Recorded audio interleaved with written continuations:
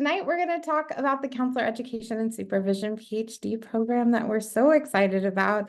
And I know I've gotten emails from a bunch of you, so you're all very excited too, which is nice. I'm going to skip ahead a little bit because we have a few faculty here. So for those of you that are here, do you want to go ahead and introduce yourselves? Whoever would like to start. Sure, I can go ahead. Yeah, hi everyone. I'm Chin Chen, and I know I can recognize a couple of you. You were my student before, and so welcome back. And I'm so excited you are interested in our doctoral program. And this is something we have been looking forward. And I have been talking about this in my class for a couple of years, and this just happening now. So I'm very excited to have you back to our counseling family. Yeah, thank you.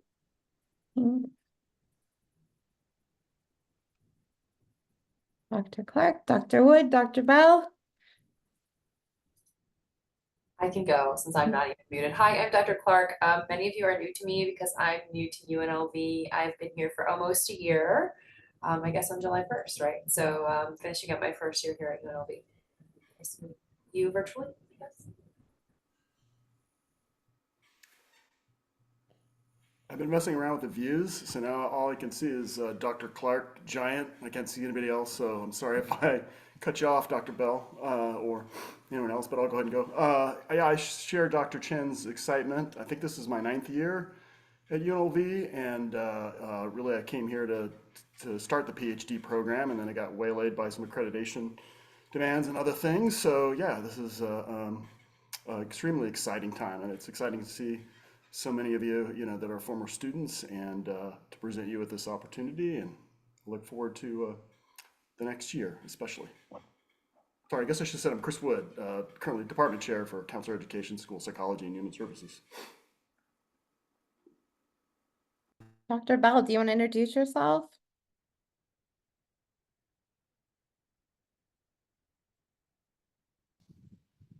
Hi, yes, my name is Dr. Tamika Bell. My pronouns are she and her.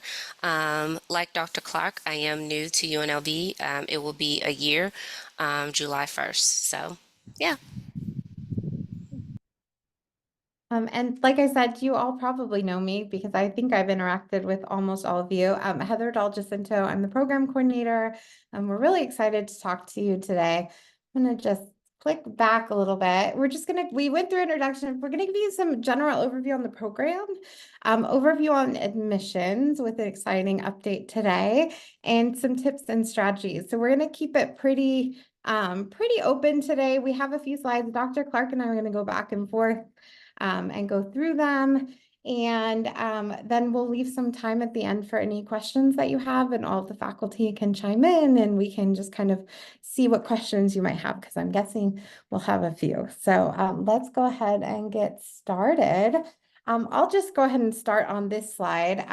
So I know a lot of us know a little bit about the program, and you've been getting the emails that have the general overview. And so our Counselor Education and Supervision program, we've been calling it CES. It's a 60 credit program. So if you're going full-time and taking the courses in our course sequences, you would finish in 3 years. If you're going on our part-time option, that's a 5-year program. So it gives you, and that's about 2 classes a semester. The full-time program is 4 to 2, depending on which semester that you're taking it. The program is also built to align with CACREP accreditation. So we'll get to CACREP in a few minutes, so hold that thought. So this has a lot of words on the slide. When we put these together, we just were trying to communicate all this good information in the best way that we could. So why a PhD in counselor education and supervision is a question I think I hear from a lot of students. So I coordinated a doctoral program for 5 years at my previous institution, so I've heard this a lot.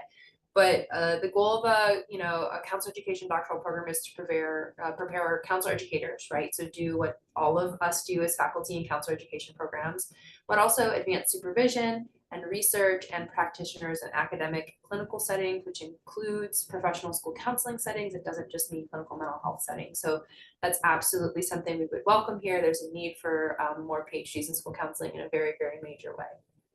You'll see that KCARP kind of organizes competency at the doctoral level in 5 ways. If you remember from your master's program, there was 8 core courses and specialization courses. This is about, counseling, supervision, teaching, research and scholarship, and leadership and advocacy.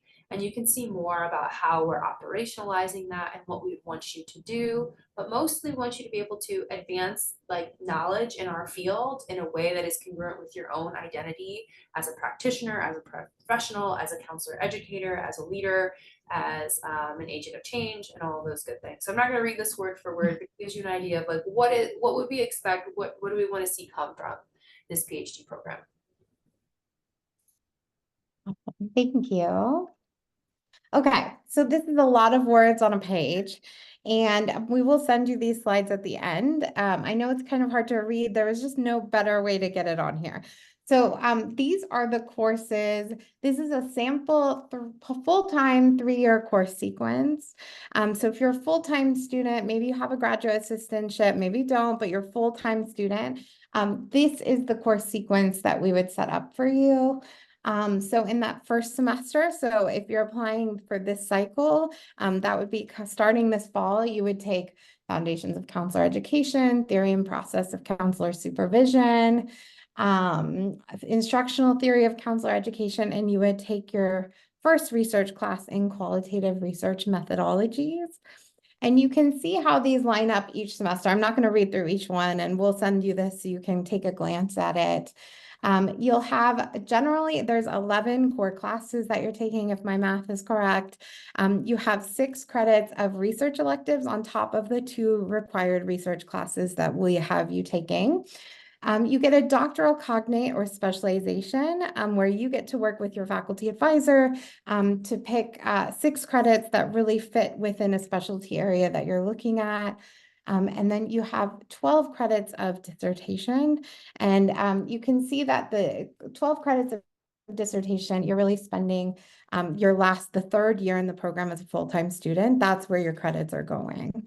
So you can see you're taking 12 credits in the fall and spring of the first 2 years. And in the 3rd year, you're just really focusing on your dissertation and graduating on time. Anything to add to that? Beautiful, well done. Okay. It's a really nice table. It's a beautiful table. This one looks even worse because it's across 5 years. So it's even smaller if that was possible. These are the exact same courses, just showing to you on a 5-year course sequence. So this is, again, you're taking 6 credits a semester, fall and spring. I should have noted in the last slide, you can see we don't have summer classes. So if you're wanting to take a class in the summer, you're certainly welcome to, maybe some of your research classes, but you're not required to take any classes in the summer. So we like the wellness of our future doctoral students, and we like that idea of keeping that space open to really think about how you want to plan that time out. So you can see with this 5-year course sequence, it's 2 classes a semester, and then again, that final year. So in this case, it's year 5. That's when you're working on your dissertation. So again, this is a lot. We'll send it to you. People are probably wondering what happens with KCARP. So we're KCARP accredited for our master's in school counseling programs through 2030, which seems like a long time, but it will come up fast. There's a process for accrediting a new and additional program when you add a program, but that can't happen until students are within 2 years of graduating. But you can look back at that course sequence that Dr. Dahl just showed you, and that would actually be the spring of 2025, which is a little less than a year from now. So if you're concerned, what does it mean for KCARP accreditation? Well, we'll be applying for that really within the next calendar year. They will go through all of the paper application, which is called a self-study, and then they do some revisions at that. They ask maybe some more questions, and then when they're satisfied, they come out and do a site visit. But that might be abbreviated for adding a new program, right, Dr. I think Dahl? it is. Yeah, I don't think they necessarily always require a site visit. Yeah, they might not. They might just be like, you all are perfect in every way, and we don't need concern. Fingers So that's what we hope for. Anyway, so that's when that will happen. So if you are concerned about how do I become a counselor educator without a K-12 degree, we're working really, really hard to ameliorate that. We've been really well aligned with the 2024 standards. As a person who's been through accreditation at other institutions, like I'm not particularly concerned about that because we have a lot of functioning structures in our credit program already. Yeah. Awesome. So Okay. if I Oh, could yeah, add yeah, to go that ahead. real quick. So the other piece is that once you have accreditation, it's retroactive for previous graduates. So, you know, the timing is likely that, you know, we would have at least one set of graduates, you know, while we're under review for accreditation. That's one of the standards, right? History of graduates. But assuming that you graduated before the accreditation process is, you know, complete, you know, it goes back 18 months from the time of accreditation for you to be considered a K-12 graduate. So there's really no reason that anybody who enters into this program, you know, and graduates on one of the two plans that Heather just laid out, is not going to be considered K-12, you know, graduate. If that makes sense.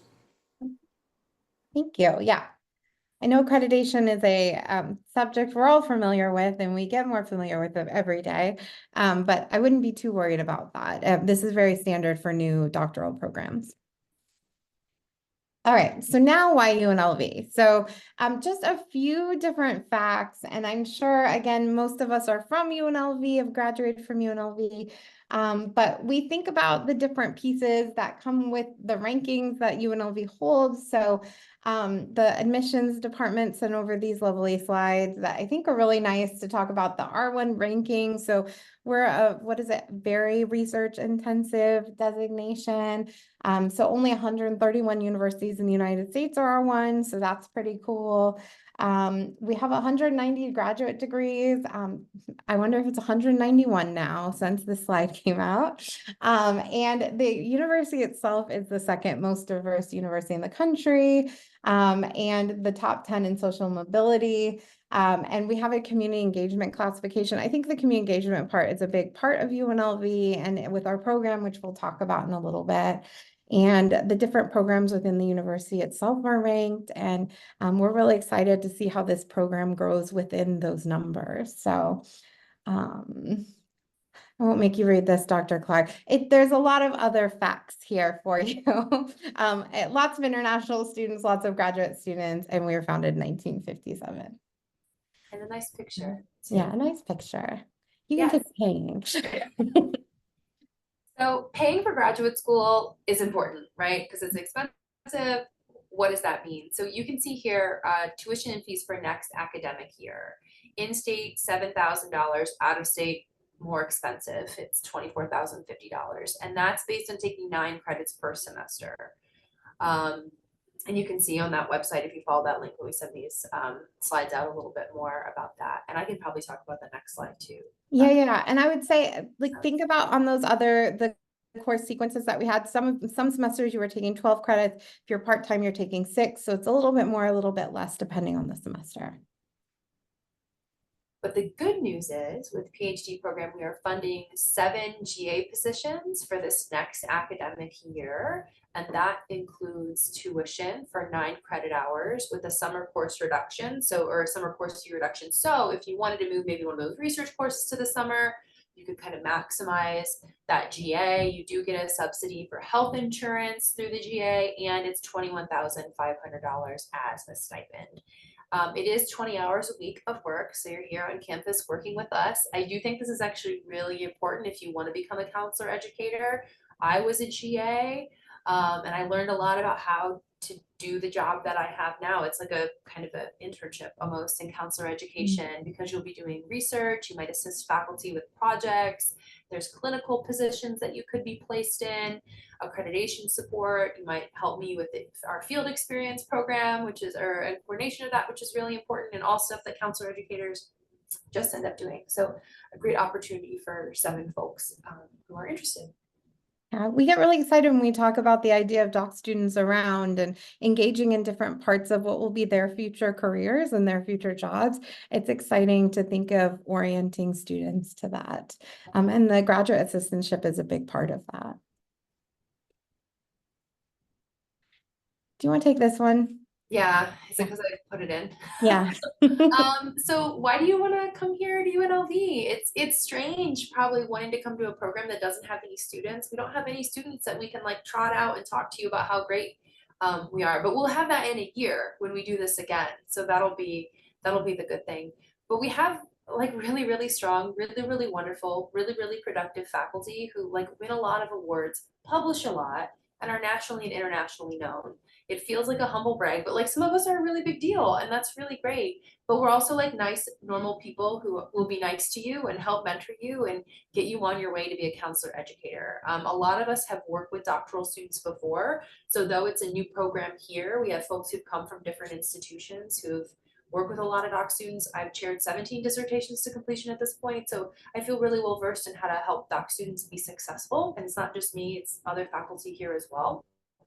We have a wide swath of research interests.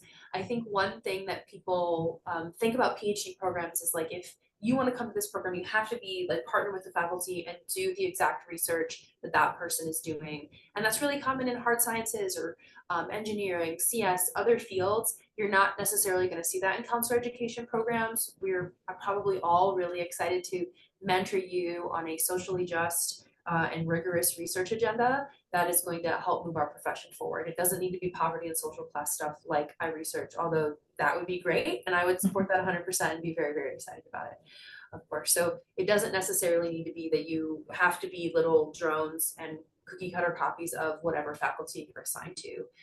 You'll probably build relationships and figure out faculty you work best with or most interested with in working, but it doesn't have to be always a perfect match. Another really cool thing about our program is we just have a really building clinical and community partnership. We have over 40 partnerships now and over 350 different school partners between CCSD, private schools, charter schools in the Las Vegas Valley. CCSD obviously is a big partner of ours, but we recently added like the VA. We have lots of private practice and other nonprofit community-based organizations that you could work with, not only in terms of research, of course, we've talked about that, but also about community engagement, clinical placement would be a part of that. And I think our goal ultimately is to create a doctoral community of learners that is collegial and collaborative versus competitive and exclusionary. So it's inclusive, rising tides lifts all boats kind of attitude is how we're coming into this. And just speaking for myself as a person who's looked at doctoral applicants before, is always trying to create a cohort that we know is going to work well together and also support each other as they move through, you know, that 3-year, 5-year plan, because it's a sacrifice. It's a big part of your life, and you know, having that support is really important. Thank you. Applying to the program. It's probably why you're here tonight, is tell us how to apply. The good news is that as of this morning, the application in Grad Rebel Gateway is open and available, and you could apply tonight if you wanted to. That's very exciting for us. We're so excited for that. You will apply in Grad Rebel Gateway. You'll upload your documents through there. It's your little hub to do all of the application pieces. Applications for domestic applications are $60, and there is no way to waive that. I feel like we go through that with the graduate admissions every time. Yeah, so unfortunately, I've never found a way to do that. And so I just want to prepare you for that here, and $95 for international applications, so it's a little bit more. When you upload your documents and you apply, if you're interested in a graduate assistantship, that's where you'll check a little box saying that. That's really important as we're reviewing applications to know who's interested in full-time graduate assistantship work and who might be more part-time, not really looking for that, wanting to keep the job that they have right now. And all of your documents will be submitted there, including your letters of recommendation, which we'll talk to in a second. And I'll just keep going on this one if that's okay, Maddie. Yeah, okay. So specific requirements, again, you might have already seen this come through when we sent the email pushes out for the last couple of weeks. But we have quite a few requirements. And so I just want to go through I will read each of these so that we can talk about them later. You'll need a master's degree in a CACREP accredited master's program. If applying from a non-accredited program, we have to do a review of course syllabi, and additional coursework might be required of those master's level classes. We have a requirement of a 3.5 GPA from previous graduate level coursework. What we'll ask of you, so these are materials you'll gather, a 2 to 3 page personal statement that really articulates why do you want to come to this program? Like, what is it about counselor education and supervision that is exciting to you, that makes you want to come and study here? What are your specific areas of research interest, and what are professional goals once you graduate from the program? So these are our 3 main areas. And when you're talking about pursuing the PhD program, why do you want to do it at this program here at UNLV? And why do you want to do it in general? We'll need 3 letters of reference from university faculty or other individuals that are qualified to judge your academic potential and professionalism, and we'll give you a couple tips on that in a couple slides. We need 1 scholarly writing sample. This could be from an assignment in a class that you did that you really liked. It's any length. It's just to show us what your writing looks like. What is your writing level as we're reviewing your application? We need a current CV or a resume, and we will need jury scores that are taken in the last 5 years. We have been told by the graduate college we absolutely must have that this year. So I know that that's probably the biggest lift in this application requirement, and we recognize that it doesn't give you a lot of time to do that, but unfortunately, that's happening this year. So let's see. And then our fall deadline. So for fall 2024, to start a couple months from right now, it's very fast. We have a special priority deadline for that application period for July 15th. So it gives you not a lot of time, but this gives us time to do individual interviews afterwards and make sure we have a cohort together moving into this first year. If you look at that deadline and you think that's too tight for me, I would like a little bit more space. We'll have our deadline for fall of 2025. So a year from this fall, that deadline will be November 1st. So if you're not looking to rush and start this fall, which is totally understandable, you're welcome to wait and have that next application. I think that application period will open September 1st. That's usually how it works with the master's degrees. After we review the materials, we'll schedule individual interviews with a number of applicants that we think are qualified and we want to get to know a little bit better. We just want to make sure you build time, because that's not very far, right? That's about 20 days from now. And so that would be so you want to make sure that you prepare your letter of recommendation writers, that you're just very cognizant that July 15th deadline is pretty firm, just because of the timeline that we're working on this year. Yeah, some application tips. Make sure it's complete and work in the gateway to double check that it's complete. If you haven't heard from us, it's might be because your application wasn't complete. So be assiduous, check on those letters of recommendation, all that good stuff to make sure it gets in by the 15th, because we're not going to see it unless it's complete. Essentially, like, we won't even know that you're out there in the world necessarily. So unless you emailed us and asked how it was going or where it was, then we'd be like, oh, we would have to go check. So make sure your stuff's complete. Don't have any missing documents. Submit before the deadline. Earlier is better. We know that it's tight. We're sorry. We're just really excited to be here. Follow all the instructions that we just gave you. And again, we're going to send this out with captioning. You can read it again, review it, kind of take it all in. What's really important with your personal statement, and I'm pretty biased towards these as probably a reviewer, as probably many faculty are. PhD is a huge choice. It's a big life thing. Marriage, having children, PhD are like all up there for me, and pretty big life decisions that I've made. So be really specific about why you want a PhD in counselor education, not a PhD in another mental health field. Like, why specifically counselor ed, and why specifically UNLV? You can answer that with characteristics of the program. If there's faculty you're interested in working with, like Dr. Wood put in the chat, go look us up. We're all online. You can see my picture. You can find my Vita. It's not hard to find me. You can Google my name. Same with all the faculty who are here and all the faculty in our program, and learn what we're interested in. and what we do. And just be clear and organized in your writing. I do recommend finding like your best example of professional writing for that professional writing sample. Yeah. But don't get too stressed about it.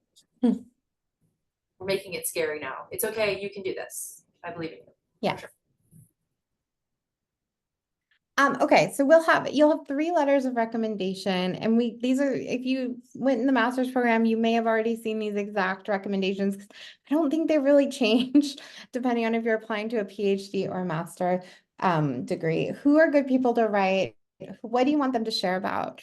You want to look for professional letters from professors, colleagues, maybe volunteers that can speak to your skill set for the PhD program. We really want someone to think about one letter that can highlight your academic preparedness, and maybe one letter that can talk to your clinical experience and preparedness. As with any other degree, it's just always good to avoid friends, personal counselors writing your letters. I think at this point you have a lot of professional connections, and this is the time to be using them to find someone that can really speak to what makes you qualified to be in this program. I always find it helpful. Not everyone understands what a PhD program is that you want them to write a letter. So I always think it's good to send them information on the program. So help them understand why you're a good fit for the program. I think that can be really important.